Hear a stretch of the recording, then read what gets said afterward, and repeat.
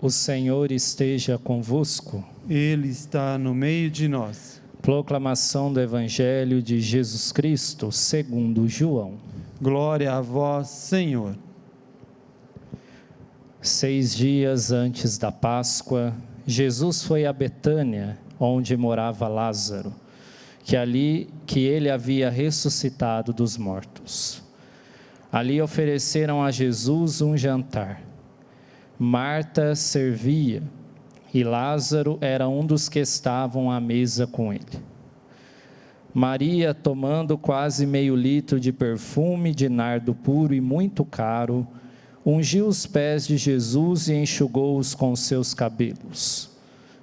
A casa inteira ficou cheia do perfume do bálsamo. Então falou Judas Iscariotes, um dos seus discípulos, aquele que o havia de entregar. Por que não se vendeu este perfume por 300 moedas de prata para as dar aos pobres? Judas falou assim, não porque se preocupasse com os pobres, mas porque era ladrão. Ele tomava conta da bolsa comum e roubava o que se depositava nela. Jesus, porém, disse: deixai-a, ela fez isto em vista do dia de minha sepultura. Pobres sempre os tereis convosco, enquanto a mim nem sempre me tereis. Muitos judeus, tendo sabido que Jesus estava em Betânia, foram para lá, não só por causa de Jesus, mas também para verem Lázaro, que Jesus havia ressuscitado dos mortos. Então os sumos sacerdotes decidiram matar também Lázaro, porque por causa dele, muitos deixavam os judeus e acreditavam em Jesus. Palavra da salvação. Glória a vós, Senhor.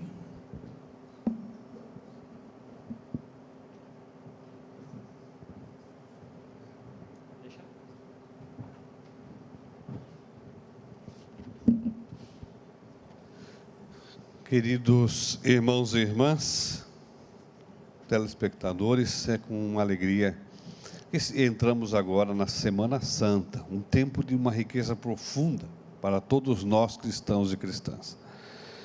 Um tempo de entrar no nosso coração e rever a nossa relação com o Senhor. No Evangelho de hoje, que também, há 6 dias da Páscoa, nos traz a reflexão sobre Jesus indo à casa de uma família. Nesse tempo em que vivemos, de isolamento social, todos nós somos convidados a viver essa riqueza que é a nossa família, estando ali em casa. E a leitura de hoje é de uma riqueza tão profunda que vai de encontro com aquilo que vivemos. A igreja convida as famílias a receber Jesus. E quais as formas, qual a maneira em que recebemos Jesus em nossa casa? Temos aí 4 representações, 4 personagens que atuam e agem, de formas diferentes, mas que trazem detalhes do como devemos receber Jesus. Primeiro, vamos começar por Judas. Judas tinha o interesse pessoal de Judas, que estava acima do evento acontecido, o impedia de compreender a riqueza que Maria estava colocando aos pés de Jesus. Às vezes, no corre-corre do dia a dia, nós acabamos não percebendo a riqueza que é a nossa família, a nossa casa, a relação com os filhos, com pais, mães, enfim, com aqueles que amamos. Então o Evangelho de hoje também nos convida a reatar esse convívio, essa riqueza, deixar as coisas do mundo de lado, as preocupações do mundo, as preocupações em ter, em ser, em poder, e colocar a nossa atenção naquilo que é necessário, que é mais importante. E aí somos convidados a dar importância à nossa família, sobretudo nesse convívio social. Uma outra forma também de vivermos esse evangelho em nossa casa é o servir. Quanto tempo nós não servimos uns aos outros em nossa casa, né? Na tarefa do dia a dia, assim como Marta serve a Jesus muito solícita, sejamos solícitos também com aqueles que estão ao nosso redor, que são nossos, nossa família. Também, né, uma outra postura importante em como receber Jesus é através da contemplação. Maria, ao derramar sobre os pés de Jesus o bálsamo, faz um gesto de contemplação com aquilo que virá, numa atitude de respeito, de confiança, mas sobretudo de fé. Nós também somos chamados a, nesse tempo de isolamento, buscar também um tempo para a oração.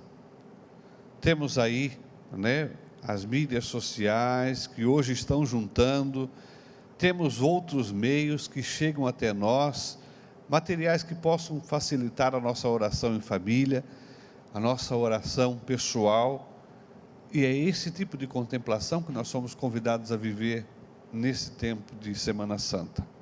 Isso tudo para preparar o nosso coração, a nossa casa e a nossa família para a Semana Santa, o Tríduo Pascal e também a Páscoa. Então o Evangelho de hoje é um convite que nos coloca, nos pede, né, um convite que o nosso coração esteja aberto para essa realidade tão profunda, esse mistério tão profundo que a igreja nos convida a viver nesta Semana Santa. Sejamos firmes, valorizemos aquilo que está ao nosso redor. Às vezes pode ser um sacrifício a convivência, mas se formos criativos, se usarmos da solicitude, se usarmos, né, da oração, e também se usarmos da fé, que é outro elemento nesse evangelho, porque Lázaro ali significa a vitória da vida sobre a morte, porque ele já havia ressuscitado, Jesus havia ressuscitado ele. Se colocarmos tudo isso em prática, vivemos uma Semana Santa intensa e profunda. E aí sim, buscando, mergulhando nesse desafio, a gente pode de fato viver a Páscoa. A Páscoa que é a proclamação da liberdade, da vida, né, da soberania de Deus sobre a vida e sobre a morte. Enfim, meus irmãos e minhas irmãs, que essa palavra de Deus penetre em nosso coração, que ela possa fazer valorizar-nos ainda mais este convívio familiar que estamos, não digo obrigados, mas presenteados a vivermos, né, nesse tempo de isolamento. Viva a sua família, faça com que esse momento seja a sua casa seja a própria igreja, e o é de fato. A família é a primeira igreja, ali que devemos viver os valores do Evangelho, né, que hoje aqui está presente. A fé, a solicitude, a oração e o desprendimento. Que o Senhor nos dê essa graça, né, constante, de poder renovar a cada dia a nossa fé, o nosso comprometimento e, sobretudo, o nosso amor pela nossa família. Louvado seja nosso Senhor Jesus Cristo. Para sempre seja louvado.